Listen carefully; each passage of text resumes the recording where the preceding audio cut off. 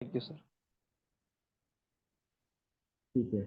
तो मैंने अभी आपके साथ ना प्लेलिस्ट शेयर की थी, इसके अंदर नॉन स्कूल ऑफ थाट और ब्रांचेज और style, scale of philosophy, education philosophy, इसकी वीडियोस मौजूद हैं।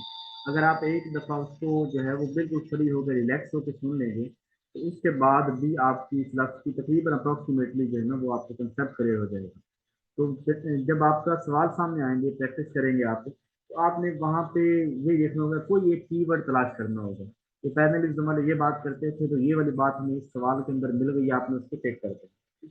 अच्छा, पैनलिज्म, ये पैनलिज्म जो है ये सबसे ओल्डेस्ट फिलोसफी समझी जाती है।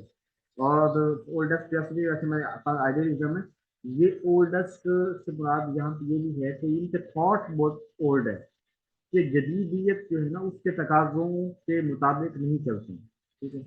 ओल्ड जो है ना, ओल्ड इज गोल्ड का नारा लगाती है। ये जो नारा है, ओल्ड इज गोल्ड। और यानी जितनी चीज पर, जैसे शराब नहीं होती, तो जितनी पुरानी होगी उतनी उसकी वैल्यू ज्यादा होती है, इनके यहाँ कुछ ऐसा ही है। ये कहते हैं कि दुनिया के अंदर जो ना 100 ग्रेटेस्ट बुक्स हैं, जिनको फॉलो करना चाहिए, उन्हीं को पढ़ना चाहिए, और वही करिकुलम का हिस्सा हो, वही लाइफ का हिस्सा हो। बाकी जो है ना, ये बाकी जो जदीद नॉलेज है इनकी ये मुखालफत करते हैं ये। और इसके अलावा कहते हैं कि तमाम इंसान, क्योंकि सब इंसानों की फितरत बराबर है इनके मुताबिक। साइकोलॉजी तो कहती है कि हर इंसान यूनिक है, और हर इंसान जो है वो कुछ मुख्तलिफ सोचता है, डिफरेंट सोचता है। क्योंकि फेमिनिज्म वाले कहते हैं कि सारे इंसान एक जैसे हैं, सब एक जैसा सोचते हैं। तो ये कहते हैं कि सबकी किताबें भी एक जैसी होनी चाहिए, यानी सब बच्चों की, सब पढ़ने वालों की किताबें एक जैसी होनी चाहिए, क्योंकि सब इंसान एक जैसा सोचते हैं। ठीक है। इसके अलावा 100 ग्रेटेस्ट जो बुक्स हैं, आप ये सोचेंगे कि 100 ग्रेटेस्ट बुक्स जो कहती हैं कि करिकुलम का हिस्सा हो और वही पढ़ाई जानी, वही पढ़ी जानी चाहिए, तो वो कौन सी हैं? तो फेमस बुक्स हैं जो समझ लें, आज की भी आपको कोई बर्नार्ड साहब की, कोई लूथर किंग की, तो इस तरह की आपको बुक्स मिल जाएंगे जिनको ये लोग जो है वो प्रेफर करते हैं। इसके और जो बड़े बड़े कोई कंसेप्ट हैं वो देख लेते हैं कि ओल्डेस्ट है, ट्रेडिशनल फिलोसफी है, बहुत कंजर्वेटिव और बहुत इनफ्लेक्सिबल है। मतलब ये माजी की बातें करती है। जैसे हमारे खानदान में तो एक आध बंदा टिपिकल किस्म का बंदा होता है ना, तो वो अगर आप उसको कोई मशवरा दे रहे जदीद दौर के, तो नहीं, वो उसको नहीं फॉलो करता, वो कंजर्वेटिव होता है, नहीं अच्छी तरह नहीं करना है। ये इनफ्लेक्सिबल, तो ये वाले लोग भी बड़े ही इनफ्लेक्सिबल होते हैं। ठीक है। और ये फिलासफी क्योंकि ये कहते हैं हर बच्चे की नेचर सेम है, इसीलिए टीचर सेंटर फिलासफी है, यानी कि यहाँ पे बच्चे के इख्तियारात कम होते हैं, टीचर्स जो है वो उसके इख्तियारात यहाँ पे ज़्यादा होते हैं। और ये जो वोकेशनल एजुकेशन है, यानी जो पेशा वाराना तालीम है, उसकी भी ये मुखालफत करते हैं। मुखालफत से मुराद है कि उसकी सपोर्ट नहीं करते, कम कम अहमियत देते हैं, मुखालफत में कम अहमियत देते हैं। और इसके अलावा स्टूडेंट जो है इनके, हाँ, वो उस तरह लेक्चर मेथड इनका होता है, स्टूडेंट पैसिव होता है, और ओबीडियंट स्टूडेंट जो है वो इसके इनके यहाँ होते हैं। ठीक है। इसके अलावा और इसके बेसिक कंसेप्ट के अंदर क्या बात करते हैं, ग्रेटेस्ट बुक की बात भी हो गई। अच्छा, डिसिप्लिन, क्लासरूम के अंदर डिसिप्लिन होगा, क्योंकि जहाँ टीचर सेंटर की बात है तो वही बात है, वहाँ क्लासरूम डिसिप्लिन तो होगा ही। कंजर्वेटिव भी है, इनफ्लेक्सिबल फिलॉसफी है। और इसके अलावा आइडियाज, वो आइडियाज पसंद करते हैं जो सदियों तक चले, तो पहले सदी तक चलते हैं, आगे फिर उस तरह के आइडियाज को ये लोग पसंद करते हैं। हिस्ट्री इनका एक बेहतर जो जबरदस्त सब्जेक्ट है। ठीक है, हिस्ट्री इसको पढ़ना पढ़ाना पसंद करते हैं। और इसके अलावा पर्सनल डेवलपमेंट जो है उसको फोकस करते हैं। पर्सनल डेवलपमेंट मतलब अपनी जात का एनालिसिस करना, अपनी जात को डीपली जो है वो समझना, अपनी जात के अंदर फ्लेक्सिबिलिटी लेके आना। ये भी जो है ना उसके जो आइडियलिज्म वाले थे ना, स्पिरिचुअलिज्म की हिमायत करते थे, तो ये भी स्पिरिचुअलिज्म के जो है वो करीब करीब है। ठीक है। यानी कि जो फिलासफी है ना, ये आइडियलिज्म और रियलिज्म के कहीं दरमियान में पाई जाती है। कुछ बातें इसके अंदर आइडियलिज्म वाले होती हैं क्योंकि मजहबी है, कुछ बातें रियलिज्म वालों की है। और इसके अलावा ये ग्रेड बुक की बात करेंगे, ट्रेडिशनल सब्जेक्ट को इम्पोर्टेंट देंगे, math, science, music, social study, self discipline, philosophy, history, humanity, art, theology, religious, इनके यहाँ बुक्स होती हैं। टीचिंग मेथड इसके अंदर वो लेक्चर मेथड ही होगा, सुबरात का डायलॉग मेथड होगा, और रीडिंग राइटिंग अरिथमेटिक को जो है वो फेवर देंगे। इसके अलावा टीचर्स वो टीचर सेंटर क्लासरूम है, तो ज़ाहिर बात है टीचर सेंटर के अंदर जो चीज़ें होती हैं वो होंगी, कि साथ का ही रोक दबदबा चलेगा। उसका जो है वो बच्चों को अच्छा, इनका एक और याद आ गया, education is preparation of life. ये तो ना सवाल काफी दफा आता है किताबों के अंदर, पेपर के अंदर पूछा नहीं होगा। दो बातें, एक कहते हैं education is the preparation of life, ये बोलते हैं पैरेललिज्म वाले। तो जो है ना, इसके उलट प्रोग्रेसिविज्म वाले कहते हैं कि education is life itself not a preparation of life. जो not a preparation of life की बात करते हैं वो प्रोग्रेसिविज्म वाले हैं। जो प्रिपरेशन की बात करते हैं वो कौन है, वो पैरेललिज्म वाले हैं। इसके अंदर जब टीचर सेंटर है तो जाहिर बात है कि यहाँ पे डिसिप्लिन होगा, अथॉरिटी होगी। क्रिटिसिज्म ये है कि ये अरिस्टोक्रेसी ऑफ इंटेलेक्ट। अरिस्टोक्रेसी क्या कहते हैं? अरिस्टोक्रेसी ऐसा किसी एक बंदे का जो है, शायद मेरे इसके माइंड में नहीं आ रहा। अरिस्टोक्रेसी का क्या क्या बोलते हैं इसको? सम एजुकेशन फॉर मेंटली रिटार्टेड। और ये क्योंकि सबके लिए एजुकेशन एक जैसी कहते हैं कि तालीम, क्योंकि वो कहते हैं सारे इंसान एक जैसे हैं तो तालीम भी एक जैसी होनी चाहिए। तो मेंटली रिटार्टेड बंदे हों तब भी उनके लिए भी ये कहेंगे कि तालीम एक जैसी ही होनी चाहिए। ये तो हमारा जो है फेमिनिज्म वाला। इसके बाद हम एसेंशियलिज्म की बात करते हैं। एसेंशियलिज्म स्कूल ऑफ थॉट वाले जो है ना, ये जो इससे कोर नॉलेज होता है, कोर नॉलेज समझते हैं। जैसे आप स्कूल में जाते हैं तो वहाँ पे मिसाल आप बी एस सी एस के अंदर आपने एडमिशन लिया, तो आपको कोर नॉलेज है, आपको फिजिक्स आनी चाहिए, ठीक है। यानी कोर नॉलेज जो बुनियादी चीजें हैं वो पता हो। बुनियादी चीजें जो है ना वो पता होनी चाहिए, यानी वो चीजें जिनका हमारी जिंदगी के अंदर किरदार है, जो हमारे अर्निंग के सोर्स हैं, जो हमें एक अच्छा इंसान जो हम कमा कर देते हैं, जो जरूरी चीजें हैं उनके पढ़ने की ये बात करते हैं। विलियम बैगले अमेरिका का था, 1930 के अंदर जो है वो इसका इसने जो थ्योरी दी थी कि ब्रेड ब्रेड ब्रेड इन लोगों ने भी इसके अंदर काम किया है। अच्छा, पाकिस्तान के लिए भी पूछ सकते हैं आपसे ना कभी, तो पाकिस्तान के अंदर इस वक्त जो एजुकेशन का मॉडल चल रहा है वो किस फिलासफी के ऊपर चल रहा है? वो एसेंशियलिज्म के ऊपर चल रहा है। चाहते हम प्रोग्रेसिविज्म हैं कि हम अपने सिस्टम ऑफ एजुकेशन को प्रोग्रेसिविज्म की तरफ लेके जाएं, लेकिन जो हमारा क्रिटिकल एनालिसिस किया जाए तो हमारा सिस्टम ऑफ एजुकेशन जो है वो एसेंशियलिज्म के ऊपर जो है वो बेस कर रहा है। ये एक एजुकेशनल फिलासफी है और ये उसका उलट है प्रोग्रेसिविज्म रिएक्शन एजुकेशन। प्रोग्रेसिविज्म वाले कहते हैं बच्चे को उसको आज़ादी देते हैं, उसके इंटरेस्ट को देखते हुए उसको लेके चल रहे होते हैं, लेकिन वो भी जदीद, ये भी जदीद इल्म की बात तो करते हैं, लेकिन ये बच्चों को आज़ादी नहीं देते। यहाँ पे इनके यहाँ टीचर सेंटर क्लासरूम होता है, टीचर का रिजल्ट करता है वो तरह से। इसके अलावा और इस थ्योरी के follower all over the world हैं, मतलब इसलिए इतना है कि पाकिस्तान में भी यही चलती है। और एसेंशियल नॉलेज की बात करते हैं, स्किल्स, कैरेक्टर बिल्डिंग, ट्रेडिशन की बात करेंगे। आइडियलिज्म और रियलिज्म, ये भी इसका अंदर उद्देश्य है। पैरेललिज्म वाले आइडियलिज्म रियलिज्म के करीब थे, ये भी उन्हीं से ही इसका ताल्लुक है। वो है मेंटल डिसिप्लिन शुड फोकस, दिमागी सलाहियतों को फोकस करते हैं। और there should be values are same, ये कहते हैं कि वैल्यूज जो है वो सेम है। और कंजर्वेटिव है, अभी कंजर्वेटिव कौन थे? आइडियलिज्म वाले थे जो उनके नजदीक जाते हैं, ठीक है। और मेंटल डिसिप्लिन, ये याद रखना है, ट्रेडिशनल वैल्यू की बात हो जाए, डिसिप्लिन मेंटल डिसिप्लिन की बात हो जाए, ये एसेंशियलिज्म वालों का खासा है कि मेंटल डिसिप्लिन की बात करते हैं। और नॉलेज कहते हैं कि बहुत मेहनत के बाद आता है, कल्चर स्किल को अहमियत देते हैं। और इसके अलावा ये एक अच्छा शहरी मॉडल शहरी बनाने की इनकी कोशिश होती है कि स्टूडेंट को बनाया जाए। और knowledge comes from hard work, knowledge जो है वो हार्ड वर्क से आता है। मतलब ये इसका बेसिक कंसेप्ट था सेंसरिज्म का। तो जो जरूरी बात है तो इसको tradition, mental discipline, core knowledge, इसकी बात करते हैं। साथ के अंदर जो है ये अगर दूसरी लिहाज से देखा जाए कंजर्वेटिव भी है, आइडियलिज्म रियलिज्म की ये करीब चीज़ है। इनके अंदर एम ऑफ एजुकेशन यही होता है कि टीचर्स अथॉरिटी है, वही एस्टेब्लिश को रूल करेगा। टीचर एसेंशियल वैल्यू बच्चों को सिखाएगा। और स्टूडेंट का काम है वो सुने और लर्न करे। स्टूडेंट कैसे होता है, टीचर यहाँ पे सारा कुछ सिखा रहा होता है ना, लेक्चर वैसे मैंने आपको कहा गया इस तरह इनका जो है ना स्टाइल। रीडिंग राइटिंग मैथमेटिक्स, जाहिर बात है बेसिक नॉलेज के अंदर आता है हमारा पढ़ना, तो ये इसके अंदर ये शामिल करते हैं।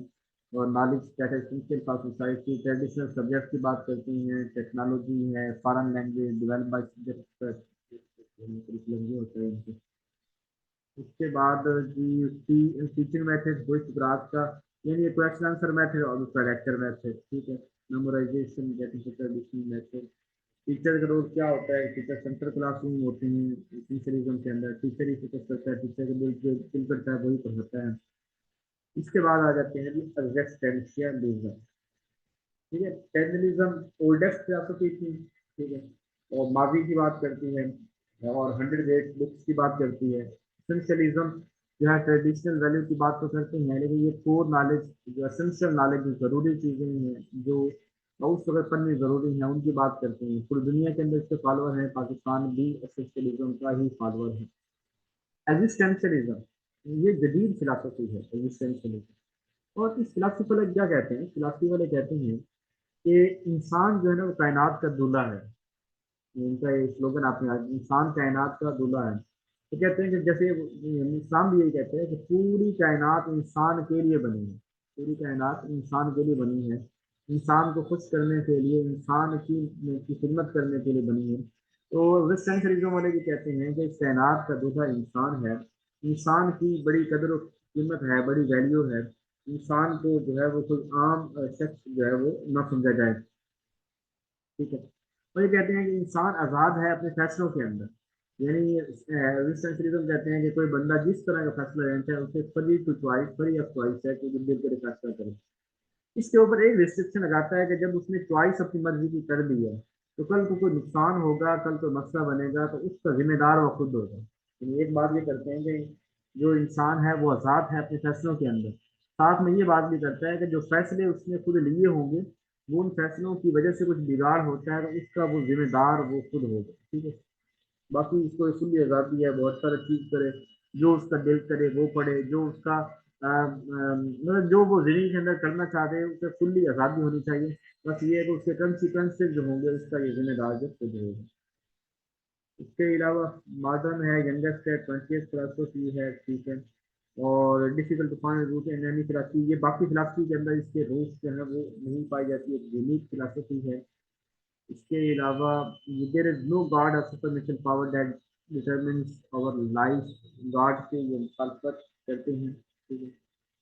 इसके अलावा individual of man is supreme, इंसान की वही इंसान को जब अहमियत देनी है तो उसकी इंडिविजुअलिटी को अहमियत देते हैं।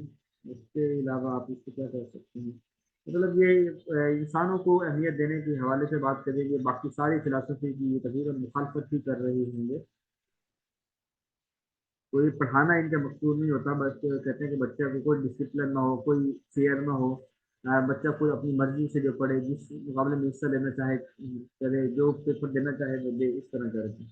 और इंडिविजुअल रिलेशनशिप की बात करते करिकुलम के अंदर आज़ादी देते हैं। और इनके यहाँ जो अच्छा करिकुलम ये fine arts, drama, literature, philosophy ये पढ़ाई कॉग्निटिव के अंदर vocational science, math, learner learner important होता है, डेमोक्रेसी प्रमोट होती है।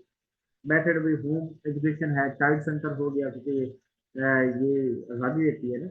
और इसके अलावा फ्रीडम, डायलॉग, डिस्कशन, लेकिन बेसिक कंसेप्ट आपके अपने जहन में रख लिया होगा कि जिस टाइम से लिखने वाले कैसे क्या है। इसके बाद आ जाती है हमारे पास प्रैग्मेटिज्म। प्रैग्मेटिज्म और प्रोग्रेसिविज्म मैं इकट्ठी बता देता हूँ। प्रोग्रेसिविज्म जो है वो एक एजुकेशनल फिलोसफी है और प्रैग्मेटिज्म जो है वो एक जनरल फिलोसफी, ठीक है। अब ये दोनों का कंसेप्ट सिमिलर है, प्रैग्मेटिज्म का और प्रोग्रेसिविज्म का। प्रैग्मेटिज्म वाले जो कहते हैं कि दुनिया का हर नॉलेज जो एक्सपीरियंस से गुजरेगा वही नॉलेज एक्सेप्टेबल होगा, उसके अलावा कोई नॉलेज नहीं एक्सेप्टेबल होगा। कहते हैं दुनिया के अंदर कोई वैल्यू रिस्क नहीं करती, कोई अल्टीमेट वैल्यू नहीं है, वैल्यू टाइम के साथ बदलती रहती है, चेंज होती रहती है। इसके अलावा हर काम को तजर्बे से गुजारते हैं, हर चीज को ये कहते हैं प्रैक्टिकल वे से गुजारो। और डेमोक्रेसी के ऊपर ये भी बिलीव रखते हैं और अगेंस्ट हैं ट्रेडिशन, अपनी जो ट्रेडिशनल निज़ाम है एजुकेशन के यही है। और इसके अलावा बड़े ये फ्लेक्सिबल होते हैं और एक्सप्लोरिज्म बहुत से नॉलेज के सोर्स के ऊपर ये यकीन रखते हैं, ठीक है। इसके अलावा मुझे ये आपने मुझे जनरल फिलोसफी है और नॉलेज को एक्सपीरियंस के बगैर ये तस्लीम नहीं करते, कहते हैं कि नॉलेज वही है जो एक्सपीरियंस से गुजरे, ठीक है। इसके बनने मुकाबले इसके सब पैरेलली हमारे पास जो है वो पहले हमारे पास एक और फिलोसफी चलती है जिसे हम बोल रहे होते हैं प्रोग्रेसिविज्म फिलोसफी। प्रोग्रेसिविज्म फिलोसफी जो है वो एक एजुकेशनल फिलोसफी है। प्रैग्मेटिज्म एक जनरल फिलोसफी थी और प्रोग्रेसिविज्म जो है वो एक एजुकेशनल फिलोसफी है। प्रोग्रेसिविज्म वाले जो है वो क्या करते हैं, प्रोग्रेसिविज्म वाले जो है एजुकेशन के अंदर जो हमारी डेमोक्रेसी को भी पसंद करते हैं, लेकिन वो डेमोक्रेसी ओवरऑल डेमोक्रेसी की बात करते हुए प्रैग्मेटिज्म वाले, जब तो प्रोग्रेसिविज्म वाले जो है ये स्कूल के अंदर एक क्लासरूम के अंदर डेमोक्रेसी की बात करेंगे, तो साथ जो है वो डेमोक्रेसी का अपने क्लासरूम लेवल पर ख्याल रखें, क्योंकि प्राग्मेटिज्म जो है वो ओवरऑल बात कर रहे होते हैं इसकी डेमोक्रेसी की। ठीक है, यहाँ भी ये भी बड़े फ्लेक्सिबल होते हैं, इनके यहाँ भी कोई वही वैल्यूज नहीं होती। डेमोक्रेसी के ऊपर फेथ है इनका, और ये भी वही कहते हैं कोई खुदा नहीं है, और डेवलपमेंट अकॉर्डिंग टू इन्वायर कोई भी इंसान जो है उसकी पर्सनैलिटी इन्वायरमेंट के मुताबिक जो है उसमें होनी चाहिए, और ये भी साइंटिफिक मेथड को पसंद करते हैं कि ये कोई प्रॉब्लम सॉल्विंग है। इसके अलावा स्टूडेंट को आज़ादी देना ये भी इनका काम है। नहीं, बस आप अपना जहन ये रखना है कि एजुकेशन के अंदर जब अगर वो कहे प्रॉब्लमेटिज्म एक जनरल फिलॉसफी है, प्रोग्रेसिज्म एक एजुकेशनल फिलॉसफी है, अगर सवाल के अंदर आ जाता है कि एजुकेशनल प्रॉब्लम में एजुकेशनल क्लासरूम की बात हो जाए, तो फिर आपने डेफिनेटली प्रोग्रेसिज्म की तरफ चले जाना। यहाँ क्लासरूम की बात आ जाए और बाकी वो कंसेप्ट प्रैग्मेटिज्म वाला भी हो, तो आपको किसकी तरफ चले जाना है, उसके तो प्रोग्रेसिज्म की तरफ चले जाना है। तो ये आप इसको देख लीजिएगा वापस ट्राई कीजिए। लास्ट आज जो हमारा टॉपिक है ये है रिकंस्ट्रक्शनिज्म। रिकंस्ट्रक्शनिज्म जो हम डेवी जो है उसके बानी है, और ये एक इनकलाबी जो है वो सोच वाली फिलासफी है। मैं इस फिलासफी को बहुत पसंद करता हूँ। ये कहते हैं reforms are necessary in every walk of life. दुनिया के हर काम के अंदर रिफॉर्म जो है वो जरूरी है। आवाज कोई नहीं आ रही, तो मैसेज है, तो बता दें आवाज कोई नहीं आ रही आप लोगों को। सर आवाज आ रही है सर, हमें तो आ रही आ है। रही है सर। चलिए ठीक इनका है, वो थोड़ा सा किसी ने जो नेटवर्क है ना इशू वो मैसेज सर लेकिन मैं, आवाज क्लियर है, इनके नेट का कोई इश्यू होगा। हाँ ऐसे ही होता है। लियाकत साहब आपके नेट का इशू होगा तभी जो है वो मसला है। आवाज मेरे ख्याल है क्लियर है। ठीक है, रिकंस्ट्रक्शनिज्म फिलासफी ये बहुत ज़बरदस्त फिलासफी है, और जदीद जदीद तरीन फिलासफी है ये भी। और ये फिलासफी जो हम डेवी ने दी थी, ये फिलासफी जो है ये भी चाहती है कि इम्प्रूवमेंट होनी चाहिए हर ज़िंदगी के हर शोबे के अंदर। कहते हैं कि पुराना घिसा पिटा निज़ाम जो है वो चलने वाला नहीं है, अब हमें चीज़ों के अंदर तब्दीली लेके आनी चाहिए। पेपर पॉइंट ऑफ व्यू से देखें, जब भी आपके पास पेपर के अंदर सवाल आए और वो change the system, improve the system, modify the system की बात करें, मॉडर्न डेमोक्रेसी की बात करें, सोशल चेंज की बात करें, सोशल रिफॉर्म की बात करें, इस तरह की जो बात किसी फिलासफी के अंदर, तो आपने फौरी तौर पर रिकंस्ट्रक्शनिज्म को अपने माइंड में लेके आना है। इसके अंदर जो है रिकंस्ट्रक्शनिज्म के अंदर जो है वो ये ब्रॉडर ये चेंज की बात करते हैं, रिफॉर्म की बात करते हैं, एक अच्छी सोसाइटी का ये ख्वाब देखते हैं। और इसको क्रिटिकल थ्योरी भी कहते हैं कि क्रिटिकल का थ्योरी का मतलब ये कि रियल लाइफ के प्रॉब्लम को हल करने की कोशिश करते हैं। क्रिटिकल का वर्ड हमेशा लाइफ के इशू के साथ जो है वो ज्यादा आता है। ठीक है, इसके अलावा ये जॉन डेविड की किताब एक रिकंस्ट्रक्शन एंड फिलोसफी, इसमें शायद है, इससे लिया गया है। और इसके लिए क्या होगा जी, और ये प्रैग्मेटिज्म प्रोग्रेसिज्म से एसोसिएटेड है, क्योंकि प्रैग्मेटिज्म और प्रोग्रेसिविज्म वाले भी जमहूरियत की डेमोक्रेसी की बात करते हैं, वो भी सोशल की बात करते हैं, लेकिन ये थोड़े एडवांस होके ये प्रैग्मेटिज्म प्रोग्रेसिविज्म जैसे वो बात करते हैं। सोशलिज्म तो ये कहते हैं सोशलिज्म रिफॉर्म की बात करेंगे। ठीक है, ये थोड़ी सी उससे मॉडर्न होंगे कि ये इंप्रूवमेंट बेटर सोसाइटी, उससे बेटर देखो वो सोसाइटी की बात करेंगे, ये बेटर सोसाइटी की बात करेंगे। ये भी डेमोक्रेटिक इन्वायरमेंट जो है उसके ऊपर फोकस करते हैं। सोशल क्वेश्चन है उनको एड्रेस करने की कोशिश करते हैं। ठीक है, स्टूडेंट सेंटर है, और बस यही इसी फोकस होता है, सिस्टम को चेंज करो, सिस्टम को मॉडिफाई करो, इस निज़ाम को बेहतर करो, इस तरह की बात ये करते हैं। तो तकरीबन यही इसके अंदर चीज़ें हैं। ये हमारा एजुकेशन फिलासफी का था, मतलब मुख्तसर सा। आप अगर एक समझे एक एक स्लाइड जो, अच्छा ये देखें मिसाल के तौर पर मैंने सारी फिलासफी के अंदर में पहली स्लाइड जो दो बनाई है, ये देखें ये वाली फंडामेंटल प्रिंसिपल। अगर आप हर फिलासफी का ये एक पेज पढ़ लेते हैं, एक स्लाइड फंडामेंटल प्रिंसिपल, आपके कंप्लीट कंसेप्ट क्लियर हो जाएगी। ये एक दो स्लाइडें हैं फंडामेंटल प्रिंसिपल। अगर इसी से बाद में आता हूँ पीछे प्रोग्रेसिविज्म वाले, ठीक है, यहाँ पे भी इनका फंडामेंटल प्रिंसिपल, ये दो या स्लाइड है, ठीक है। अब जो प्रिंसिपल वाली जो स्लाइड है ना, ये आपने हर में कर लेनी है। इसी के अंदर बाकी चीजें अलग मैंने की हैं, वो कोर्स आउटलाइन के लिए की है। यानी जो लोग एमफिल के पेपर देते हैं ना या कोई भी इस तरह के, वहाँ पे जब हमें पूरा टॉपिक हमसे पूछा जाए तो हमें फिर बताना पड़ता है कि इनके नजदीक एम क्या थे, इनके नजदीक करिकुलम क्या थे, टीचर कैसा होना चाहिए, स्टूडेंट कैसा होना चाहिए, हम वो बात कर रहे थे। तो वो एग्जाम पॉइंट ऑफ व्यू से नहीं, वो return point exam point of view से। तो आपने यहाँ पे जस्ट आपको प्रिंसिपल के स्लाइड पढ़ देंगे ना, हर एक चीज, हर एक फिलोसफी की, आपका उसका कंसेप्ट जो है वो क्लियर हो जाएगा कि इस फिलोसफी के अंदर बात क्या कर रहे हैं, ठीक है। ये हमारा जो है वो टॉपिक था। कुछ है इस फिलोसफी के मुतालिक कोई सवाल है तो जरा बता दें।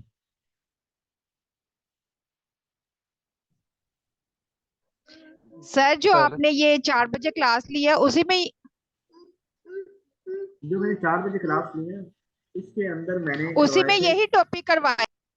नहीं नहीं, जो मैं 4 बजे क्लास ली थी ना, उसमें मैंने फिलोसफी की इंट्रोडक्शन यानी बेसिक चीजें बताई थी।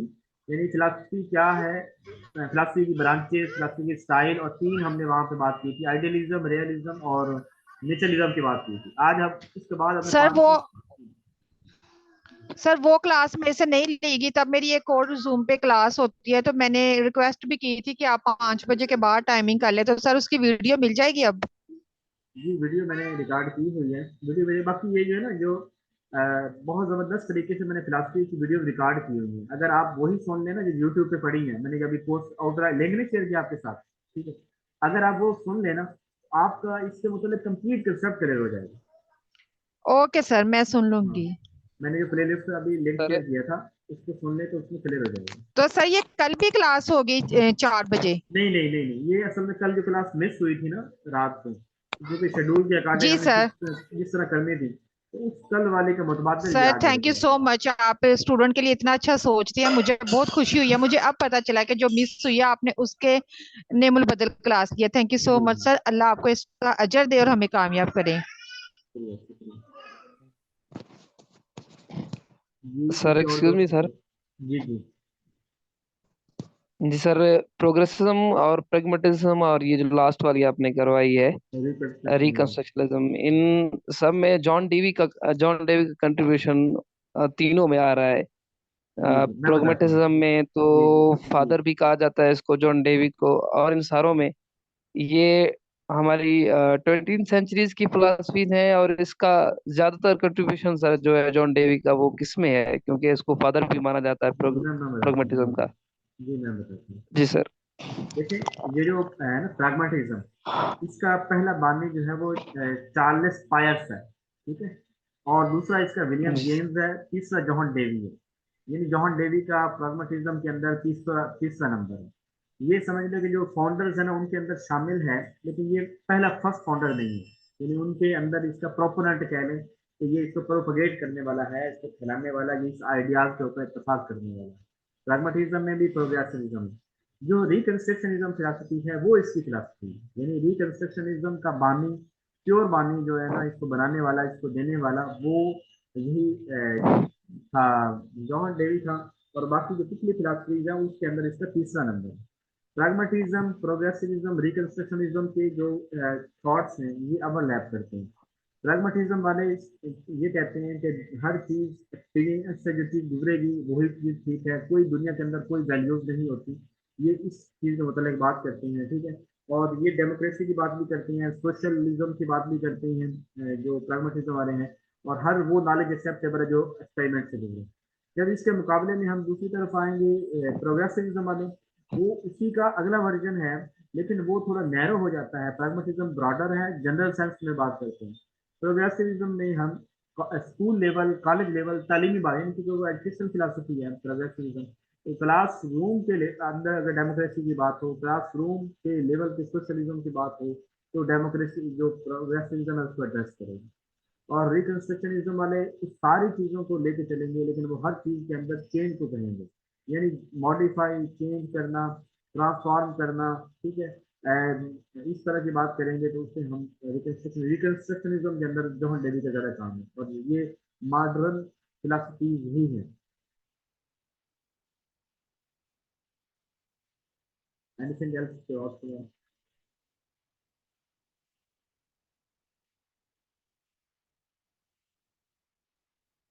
जी मेरा ख्याल है अच्छा, मैंने अभी जो ग्रुप के अंदर सवाल आए हुए थे मैंने उनको रिस्पॉन्ड कर दिया है। मजीद मैं जो है वो 10 बजे तक बैठा हूँ अपनी स्टडी करने के लिए। तो 10 बजे तक आपको किसी को कोई सवाल हो तो आप अपनी ग्रुप के अंदर शेयर कर देंगे, ठीक है, मैं उसको रिस्पॉन्ड करूँगा। इसके अलावा आपके जो है वो अभी मैं टेस्ट का लिंक शेयर कर रहा हूँ, और ये टेस्ट बेस करेगा किसी फिलासफी के ऊपर, और कोशिश करेंगे फिलासफी की वीडियो या फिलासफी का बेसिक प्रिंसिपल वाली स्लाइड पढ़ के नोट्स में शेयर कर देता हूँ फिलासफी को, वो पढ़ के उसके बाद आप फिलासफी का टेस्ट अटेम्प्ट कीजिएगा, ताकि आपको क्लियर हो जाए कि आपका फिलासफी का, तो मैंने टेस्ट काफ़ी मुश्किल बनाया हुआ है। तो फिलासफी का टेस्ट देंगे तो आपको अंदाज़ा हो जाएगा आपकी फिलासफी क्लियर हुई है कि अभी आपके कंसेप्ट ठीक है, ठीक है। तो एक दफ़ा गो थ्रू कर लीजिएगा, कम अज़ कम जो प्रिंसिपल वाली स्लाइड्स हैं वो देख लीजिएगा, जिसके पास टाइम हो एक दफ़ा वीडियो सुन लीजिएगा, उसके बाद टेस्ट कीजिएगा। Okay sir. ठीक है जी, सर आपने अभी ना रिसर्च जी के बाद कोई वीडियो अपलोड नहीं की उधर? हाँ, बिल्कुल आपकी बात ठीक है। परसों एक चौथे दिन, वही 5वें दिन वाले एक वीडियो मेरे पास बेकार थी, मैं वो ना सेंड नहीं कर सका, असल में भाई को सेंड करनी थी तो वो उसको जो है ना करता। ठीक है, इंशाल्लाह आज की दोनों वीडियो भी कर देता हूँ, लेकिन ये ना जो मैं अभी इसी तरह जिस हालत में मेरे पास वीडियो है ना, मैं उनको अपलोड कर देता हूँ उसी प्ले लिस्ट के अंदर। तो फिर उसके अंदर ना एस वो नहीं होगी कोई, जहाँ पे कोई क्लास की वॉइस ड्रॉप हुई होगी वो वगैरह मैं चेक कोई नहीं करूँगा, ठीक है। वैसे ही हो जैसे सेम क्लास यानी कि अभी खत्म होगी तो जो रिकॉर्डिंग होगी मैं हूँ बहू वही अपलोड हो जाएगी, ठीक है। तो आप उसको थोड़ा स्पीड बढ़ा के देख लीजिएगा कि कोई ऐसी बात जो नहीं हुई है उसके अंदर। जी जी सर, अगर क्वालिटी अच्छी ना हो रिकॉर्डिंग की तो आपके जो प्रीवियस लेक्चर हैं उनको जो है वो भेजेगा, ताकि हमारी एक जी जो है वो जी जी कंटिन्यूटी बरकरार रहे जी वहाँ पे मैं जब हम यही बात कर करते रहा हूँ, आप हैं। उसको सुनिएगा ना, अगर बाकी आपकी चीजें जो तो है व्हाट्सएप ग्रुप में होती हैं। जी हाँ जी। अगर वही क्वालिटी ठीक ना हुई, वैसे मेरे ख्याल जब आपको मेरी जी जी वॉइस सर, पहुंच ठीक रही है। है तो मेरी क्वालिटी ठीक ही है, ऐसी रिकॉर्ड होनी ना। तो अगर क्वालिटी ठीक जी जी नहीं ठीक भी है। होती तो फिर आप जो है ना कोशिश कीजिएगा आप फिलहाल की वीडियो सुन लीजिएगा, ठीक है, वो ज़बरदस्त बनी हुई है। अब ये जो मैं आपके सामने अब पढ़ा रहा हूँ ये तो मैं जस्ट आपको कंसेप्ट दे रहा हूँ और ये दे रहा हूँ। जब मैंने एक लेक्चर को समझाया तो फिर मैंने एक ईच एंड एवरी स्टेटमेंट के ऊपर डिस्कशन की है, ठीक है, डीपली चीज़ों को पढ़ाया है, जब मैंने वीडियोज रिकॉर्ड की हैं। तो जी फिर जी अगर बिल्कुल। यहाँ पे कंफ्यूजन हुई तो वहाँ क्लियर हो जाए। ओके जी, खुदा हाफिज़।